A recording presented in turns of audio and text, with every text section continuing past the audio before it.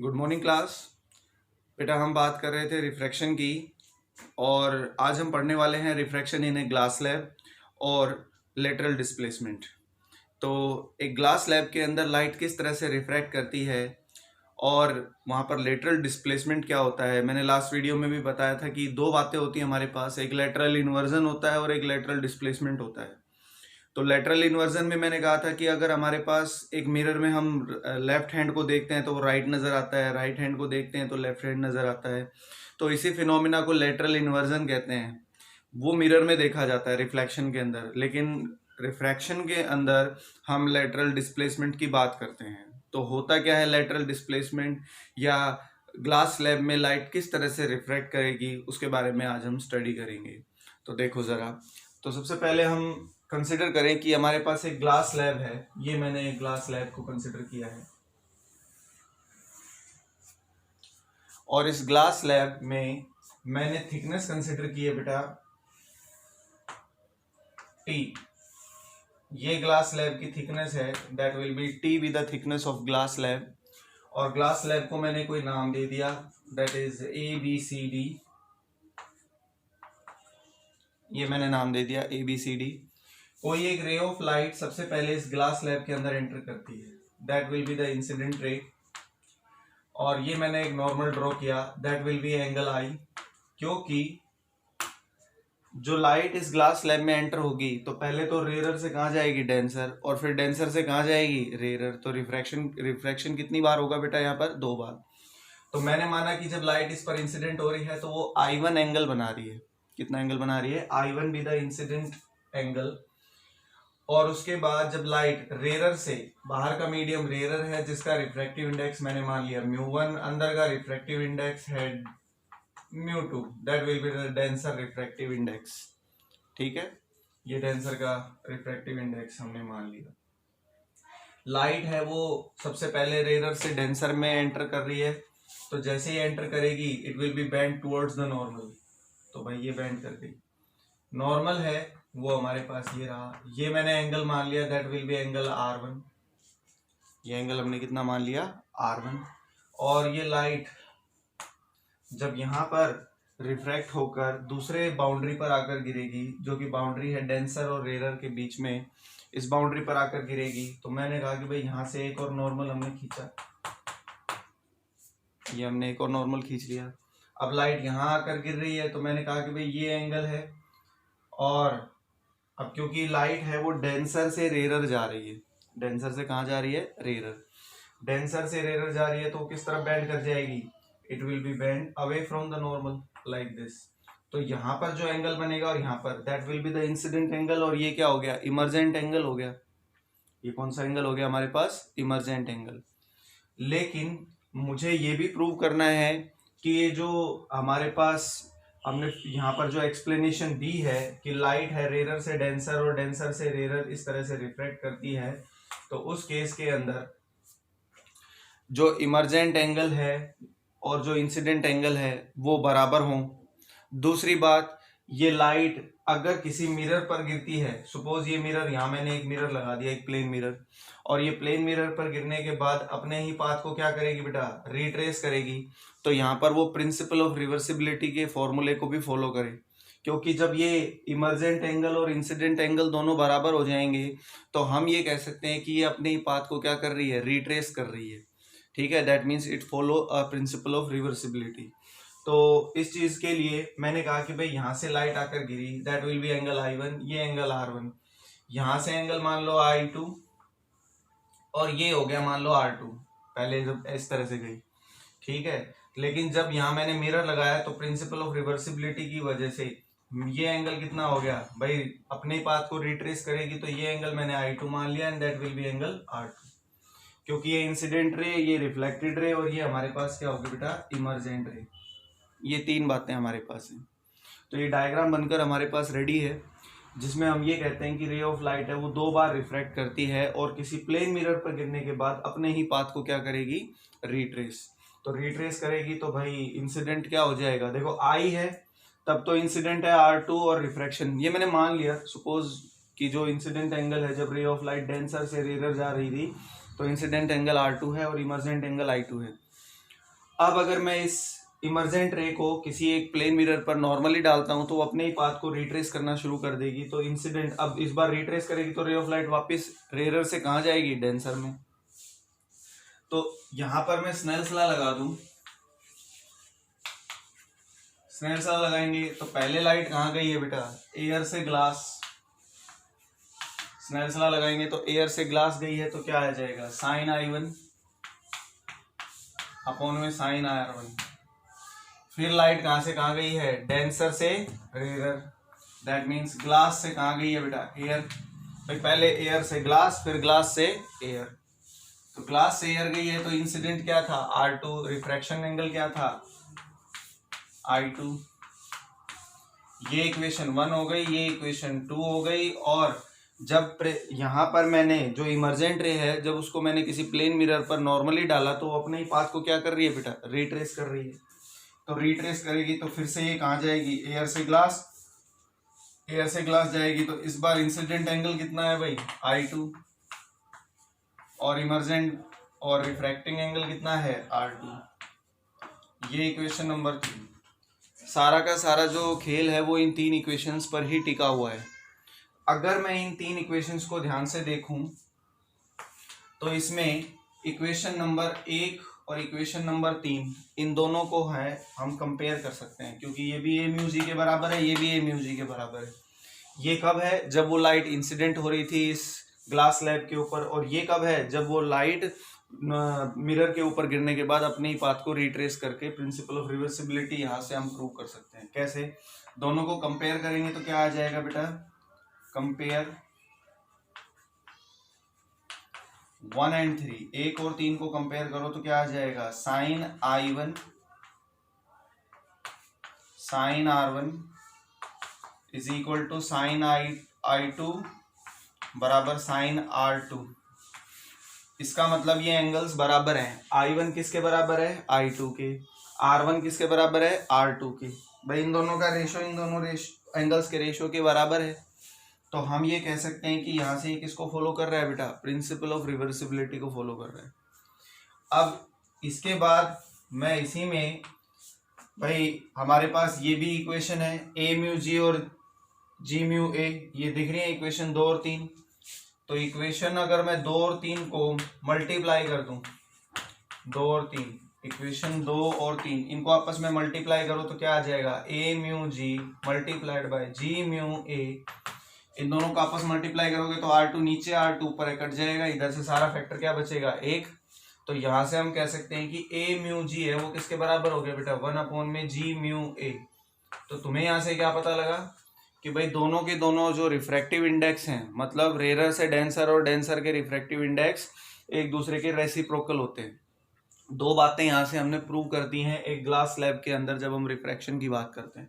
तो पहला पार्ट हमारा क्लियर है कि हमने कंसिडर किया है कि ग्लास स्लैब है, उसके ऊपर कोई लाइट आकर गिरती है, 2 बार रिफ्रैक्ट करती है, रेयर से डेंसर, डेंसर से रेयर, रेयर से डेंसर में incident I1 refraction R1, denser से रेयर में इंसिडेंट R2 रिफ्रैक्शन I2 मान लिया। ये मैंने इसलिए माना है क्योंकि जब मुझे प्रिंसिपल ऑफ रिवर्सिबिलिटी फॉलो करना होगा तो मैं इसको I2 मानना चाहता था। ठीक है, तो यहाँ पर मैंने मिरर रखा और प्रिंसिपल ऑफ ये रे ऑफ लाइट अपने पाथ को रिट्रेस करेगी तो इंसिडेंट I2 के बराबर हो गया और रिफ्रैक्शन R2 के। 3 बार रे ऑफ लाइट को मैंने क्या किया है बेटा, रिफ्रैक्ट किया है। तो स्नेल्स लॉ का यूज करके हम 3 इक्वेशन बना लेंगे। पहले रेयर से डेंसर, मतलब एयर से ग्लास गई है लाइट, फिर ग्लास से एयर गई है, और फिर वापस एयर से कहाँ गई है, ग्लास। तो ये हमारे पास बन गए 3 इक्वेशन। इसमें 1 और 3 को कंपेयर करेंगे तो ये आ जाएगा जो कि प्रिंसिपल ऑफ रिवर्सिबिलिटी को फॉलो करता है। और 2 और 3 को कंपेयर करेंगे या 2 और 3 का मल्टीप्लाई हम जब करेंगे तो हमें ये पता लगेगा कि भाई रिफ्रैक्टिव इंडेक्स हैं वो मीडियम्स के एक दूसरे के क्या होते हैं, रेसिप्रोकल होते हैं। मींस एयर से ग्लास, रेयर से डेंसर का रिफ्रैक्टिव इंडेक्स डेंसर से रेयर के रिफ्रैक्टिव इंडेक्स के रेसिप्रोकल होता है। क्लियर सभी को, ये हमारे पास पहली बात थी। अब इसमें बात आती है लैटरल डिस्प्लेसमेंट की, तो वो भी देख लो। ये बातें तो हमारे पास हो ही गई, रिफ्रैक्शन किस तरह से ग्लास स्लैब में होता है। अब मेन मुद्दा है लैटरल डिस्प्लेसमेंट का, क्योंकि न्यूमेरिकल जो आएगा वो इस पर यहाँ से आएगा लैटरल डिस्प्लेसमेंट में।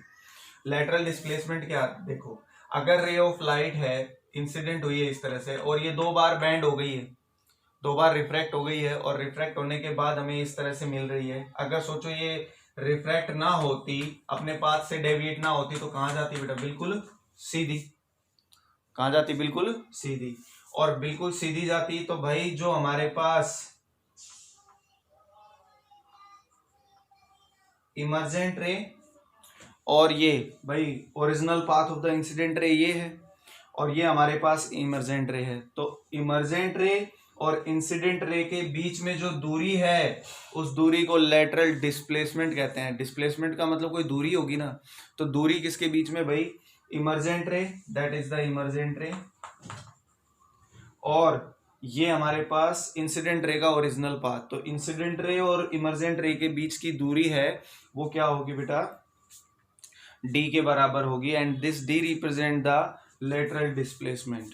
अब देखो यहां से ये भी बात क्लियर हो गई है, क्योंकि भाई मैंने देखो यहाँ I2 और I1 अभी प्रूव करके आए हैं, I1 I2 के बराबर है, R1 R2 के बराबर है, तो वहां से भी हमें पता लग जाता है कि इंसिडेंट रे और इमर्जेंट रे एक दूसरे के पैरेलल चलेंगी। क्या चलेंगी? पैरेलल। और पैरेलल चल रही हैं तो उन दोनों के बीच में जो डिस्टेंस होगा उसी को हम लेटरल डिस्प्लेसमेंट बोल देते हैं। अब जरा ध्यान से देखो, यहाँ से मुझे ये लेटरल डिस्प्लेसमेंट निकालना है, और मैंने ग्लास स्लैब की थिकनेस मानी थी T। क्योंकि लाइट अपने पाथ से डेविएट हो गई है, तो भाई ये डेविएशन एंगल कितना होगा?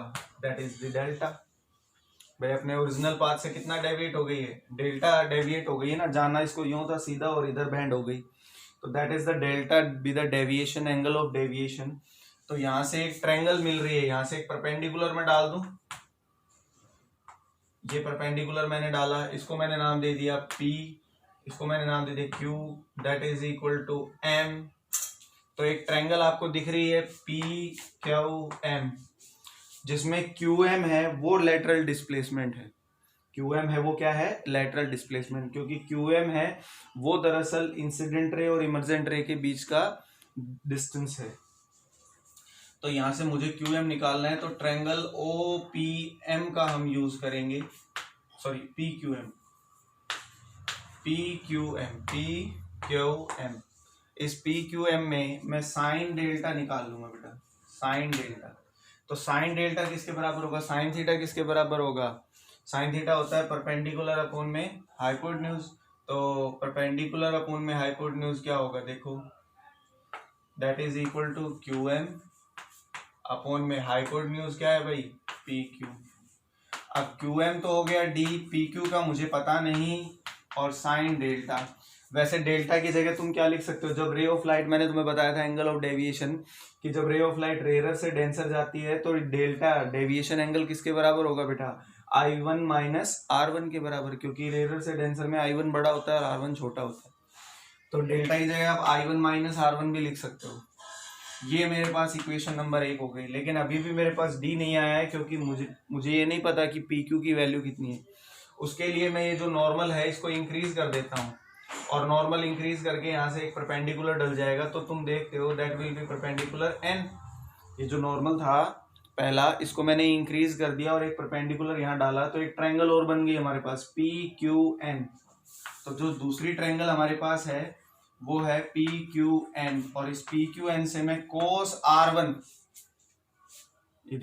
इस ट्रायंगल में एंगल कितना है बेटा? R1 है ना, तो cos R1 हम निकालेंगे। cos थीटा किसके बराबर होता है? Base upon hypotenuse. बेस किसके बराबर है भाई? यहाँ पर PN के बराबर, और हाइपोटेन्यूज किसके बराबर है? PQ के बराबर। अब PQ क्रॉस, मुझे तो PQ ही पुट करना है यहाँ पर, ताकि मैं D निकाल सकूं, that is the lateral displacement. तो यहाँ से PQ किसके बराबर? PN की वैल्यू किसके बराबर होगी? थिकनेस ऑफ द स्लैब, तो that is equal to T by cos R1। ये इक्वेशन नंबर 2। अब PQ की वैल्यू उठाकर मैं एक में पुट कर दूं, तो हम यहाँ लिख सकते हैं पुट 2 in 1, 2 को एक में पुट करेंगे तो D की वैल्यू किसके बराबर आ जाएगी? इसको इधर ले आओ, तो that is equal to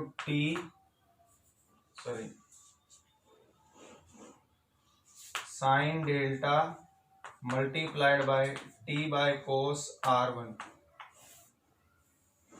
that is equal to D। Sine को हम क्या लिख सकते हैं बेटा? I1 माइनस R1 अपॉन में cos R1 और इंटू T। ये फॉर्मूला होगा, और ये देखो I1R1 की फॉर्म में लिखा हुआ है।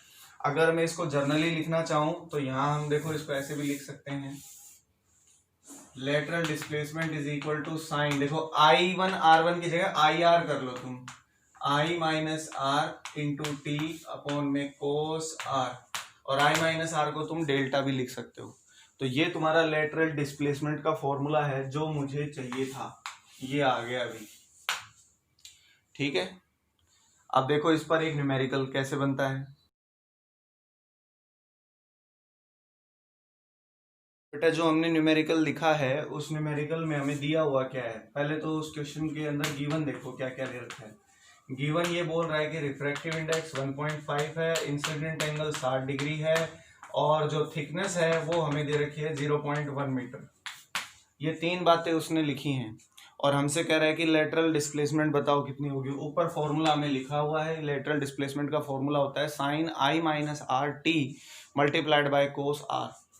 तो उसके लिए I भी है, T भी है, लेकिन R नहीं है, लेकिन R हम निकाल सकते हैं क्योंकि उसने कहा है कि लाइट इंसिडेंट हो रही है कितने एंगल से, 60 डिग्री से। स्नेल्स लॉ का यूज करेंगे तो sine R is equal to mu. Sine I की वैल्यू कितनी है, 60 डिग्री। साइन R की वैल्यू कितनी है हमें नहीं पता, लेकिन म्यू हमें पता है 1.5 है। तो वैल्यू हम इसको सॉल्व करेंगे तो यहाँ से तो आ जाएगी साइन R की वैल्यू, तो R की वैल्यू कितनी आ जाएगी साइन, तो बेटा यहाँ से साइन R की वैल्यू कितनी हो जाएगी, √3, साइन 60 हो गया √3/2, और ये हो जाएगा 2/3, 1.5 को हम 3/2 लिख सकते हैं, 2 से 2 कट गया। साइन R की वैल्यू यहाँ से बन जाएगी हमारे पास 0 पॉइंट, इसको सॉल्व करेंगे तो आ जाएगा 53-73, और R की वैल्यू जब हम निकालेंगे यहाँ से तो ये बनेगी 35 डिग्री 16 मिनट। R आ गया, R हमें मिल गया है यहाँ पुट करने के लिए। I मुझे दे रखा है 60 डिग्री, T की वैल्यू मुझे दे रखी है 0.1 मीटर। उठाकर वैल्यू इसमें पुट कर दो, तुम्हारा आंसर आ जाएगा। तो हमारे पास फॉर्मूला क्या है, D बराबर साइन I माइनस आर, मतलब 60 माइनस 35 डिग्री 16 मिनट भाग में कोस 35 डिग्री 16 मिनट, ये इसका एंगल है, और थिकनेस है 0.1। थिकनेस कितनी है, 0.1। चाहो तो सिर्फ 35 डिग्री ले लो बेटा, मिनट वाला हिस्सा छोड़ दो, सिर्फ 35 डिग्री पर सॉल्व कर लो इसको, तब भी ये आंसर तुम्हारे पास आ जाएगा। ठीक है, 35 कोस 35 और साइन यहाँ से घटा दो, कितना आ जाएगा 25, साइन 25 और कोस 35 की वैल्यू यहाँ पुट कर देना टेबल से देखकर, और यहाँ से डी का आंसर आपके पास आ जाएगा। अगला जो टॉपिक है वो बेटा हमारे पास है रियल डेप्थ और एपरेंट डेप्थ। यहाँ से न्यूमेरिकल आते हैं छोटे, बोर्ड एग्जाम्स में, MCQ में, वन लाइनर क्वेश्चन कुछ भी आ सकता है। तो रियल डेप्थ और जब हम एपरेंट डेप्थ की बात करते हैं तो उसमें हम ये कहते हैं कि भाई जैसे रिफ्रैक्शन के एग्जाम्पल्स हमने 10th में पढ़े हैं, सिक्का हमें उभरा हुआ नज़र आता है जब वो पानी के अंदर रखा होता है, तो ये किसकी वजह से होता है, रिफ्रैक्शन की वजह से। तो ऑब्वियस सी बात है, सपोज मेरे पास कोई एक ऑब्जेक्ट है, ध्यान से समझो,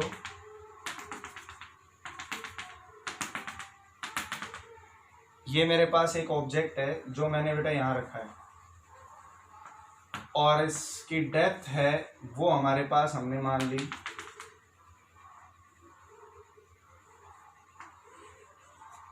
कितनी डेप्थ पर रखा है बेटा, ये h डेप्थ पर।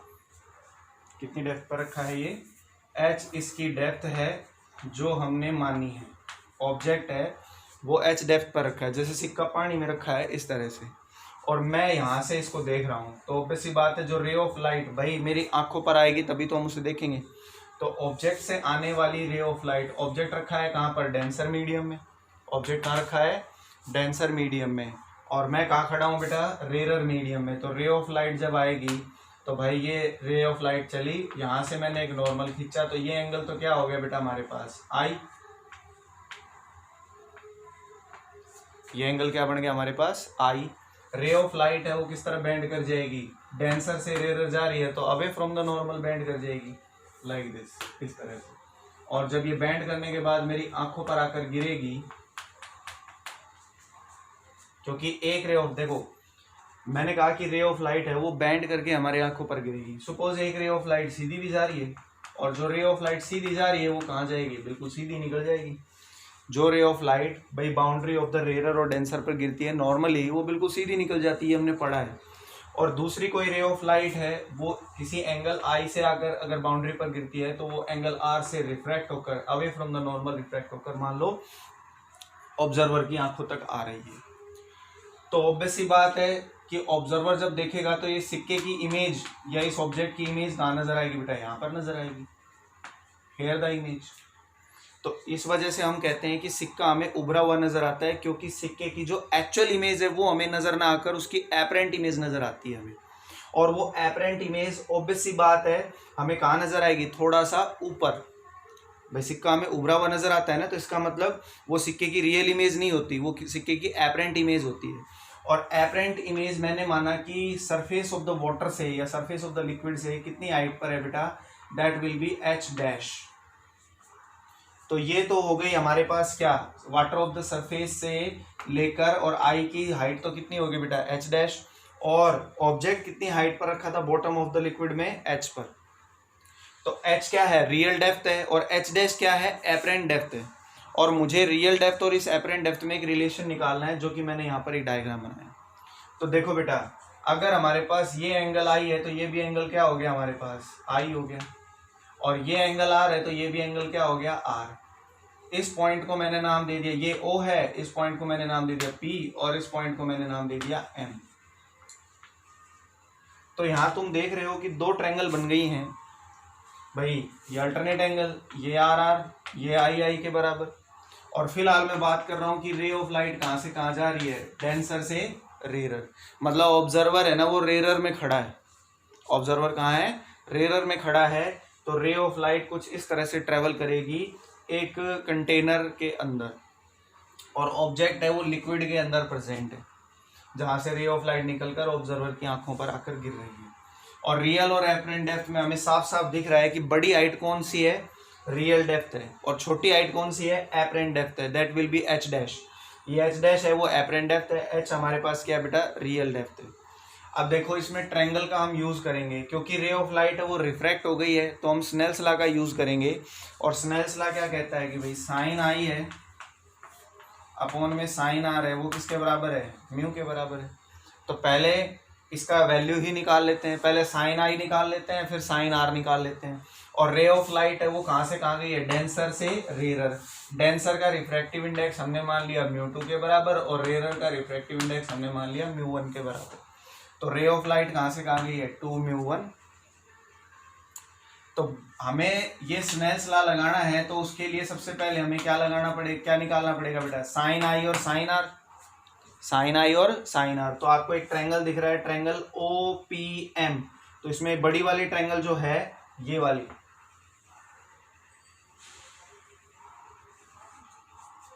ये ट्रायंगल जो मैंने डार्क की है, इस ट्रायंगल के अंदर हम साइन आई की वैल्यू निकालेंगे। तो क्या आ जाएगा, देखो भाई इधर निकाल लेते हैं, साइन आई ट्रायंगल, कौन से ट्रायंगल से भाई, OPM से।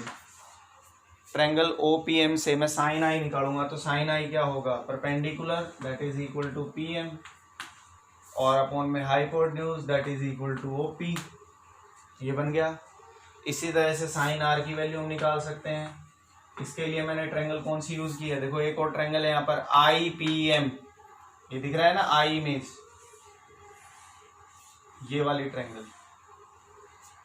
एक ट्रायंगल तो ये बड़ी है OPM, और एक ट्रायंगल है IPM। इस ट्रायंगल से साइन आर निकालेंगे, तो साइन आर किसके बराबर हो जाएगा हमारे पास, साइन आर होगा हमारे पास perpendicular, that is equal to PM, और हाइपोटेन्यूज इसमें क्या है बेटा, IP। दोनों आ गए, उन दोनों को उठाकर यहाँ रख दो, sine I by sine R. तो PM से PM कट जाएगा, बचेगा क्या हमारे पास, sine I by sine R में IP अपॉन में OP, that is equal to 2μ1। और हमने ये पढ़ा है कि 2μ1 मतलब रिफ्रैक्टिव इंडेक्स दिखा गया है डेंसर से रेरर का, और हमने पढ़ा है कि डेंसर से रेरर का रिफ्रैक्टिव इंडेक्स किसके रेसिप्रोकल होता है, रेरर से डेंसर के। तो इसको इंटरचेंज करेंगे तो क्या आ जाएगा हमारे पास, OP अपॉन में IP इज इक्वल टू 1μ2। और क्योंकि ये P पॉइंट है, देखो बेटा, अब ये हमारे पास एपरेचर हो गया एक टाइप से।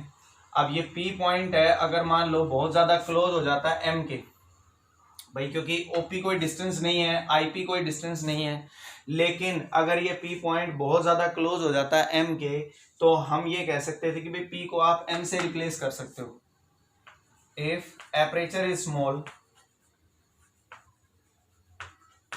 या हम कहें एपरेचर स्मॉल, या हम कहें कि P इज वेरी क्लोज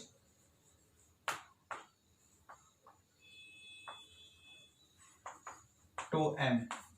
अगर P है वो M के बहुत ज्यादा क्लोज हो जाए, या इसका मतलब ये एपरेचर क्या हो जाए बेटा, स्मॉल। तो एपरेचर स्मॉल होते ही P है वो M के बहुत ज्यादा क्लोज है तो भाई P को हम M से रिप्लेस कर सकते हैं। तो क्या आ जाएगा बेटा, ये फॉर्मूला हमारे पास, दैट इज OM अपॉन में IM is equal to 1 mu 2 को हम लिख सकते हैं म्यू।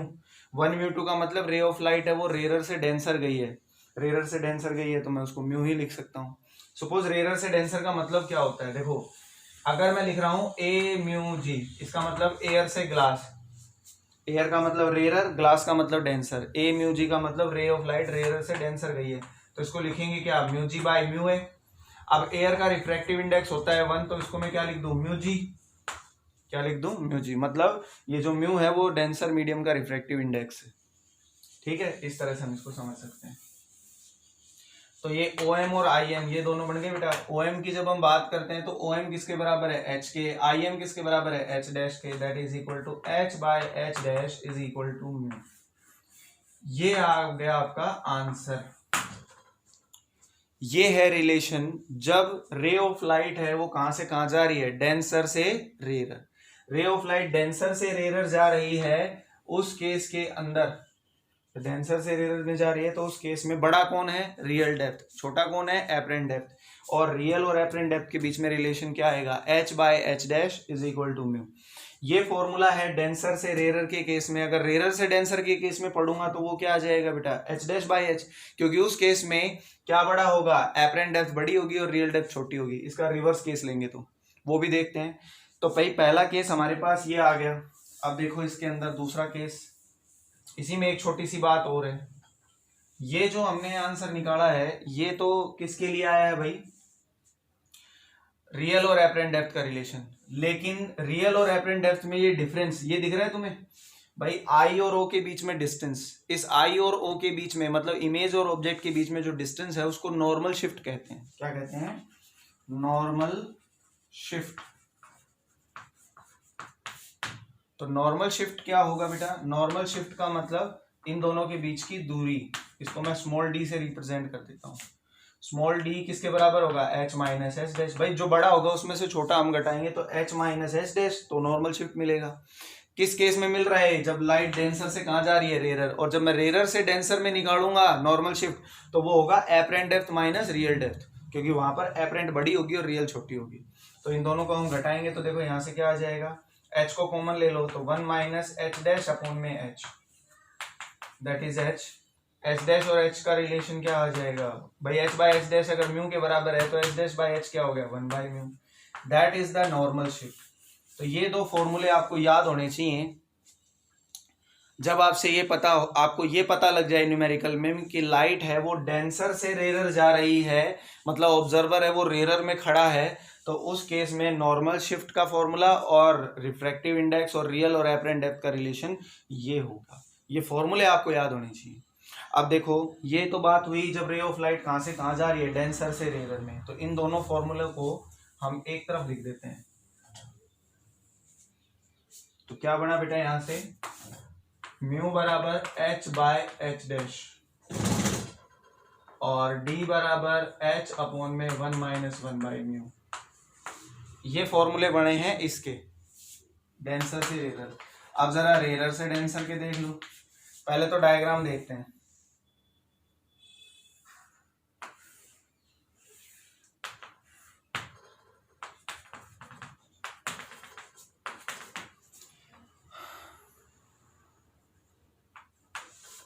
इस बार ऑब्जेक्ट हमने यहां रखा, ऑब्जेक्ट हमने यहां रख दिया भाई। इस बार ऑब्जेक्ट रेरर में रखा है, इससे आने वाली रे ऑफ लाइट कहां गिरेगी बेटा, यहाँ पे। यहाँ पे गिरेगी, नॉर्मल बना दो, दैट विल बी एंगल आई। किस तरह बेंड कर जाएगी, टुवर्ड्स द नॉर्मल। यहाँ पर ऑब्जर्वर है, ऑब्जर्वर इस बार कहाँ है बेटा, नीचे वाटर के अंदर डेंसर मीडियम में। तो जो रे ऑफ लाइट आई है रिफ्रैक्ट होकर, that will make an angle R, ये एंगल आर हो गया। तो ये जो इमेज है वो हमें कहाँ नजर आएगी बेटा, इमेज लाइट है वो हमें कहाँ से आती हुई नजर आएगी, यहाँ से। रे ऑफ लाइट है, ऑब्जेक्ट है वो यहाँ रखा है रेयर मीडियम में, लाइट रिफ्रैक्ट हो गई रेयर से डेंसर की तरफ। ऑब्जर्वर इस बार डेंसर मीडियम में प्रेजेंट है और ऑब्जेक्ट है वो रेयर मीडियम में। तो इमेज कहाँ मन नजर आई बेटा, वहां पर।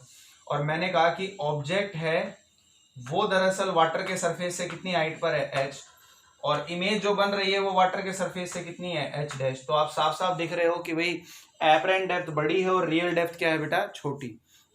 यही कारण है कि जो सी वाटर के अंदर या पानी के अंदर रहने वाले जो जानवर होते हैं, जैसे फिश वगैरह होती है, वो हमें देखते हैं तो हम उन्हें बहुत बड़े नजर आते हैं, हमारा साइज है वो बहुत बड़ा नजर आता है, इसलिए वो डर भी जाते हैं और भाग जाते हैं कई बार, ऐसा समझ लो, ठीक है।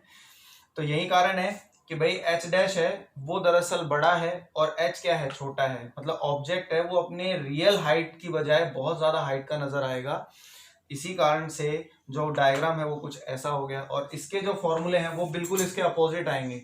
अगर यहाँ पर रिफ्रैक्टिव इंडेक्स और रियल डेप्थ एपरेंट डेप्थ का रिलेशन ये था, तो यहाँ क्या होगा बेटा, mu is equal to H dash upon में एच, और नॉर्मल शिफ्ट का जो फॉर्मूला आएगा वो आएगा म्यू माइनस 1 इंटू एच।